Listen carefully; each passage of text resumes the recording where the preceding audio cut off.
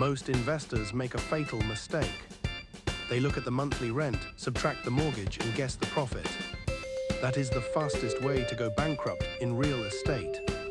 There is a hidden layer of math that separates the wealthy owners from the stressed-out landlords.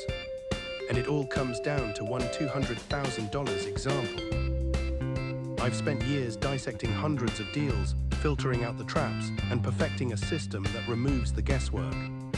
I don't rely on gut feelings. I rely on hard data.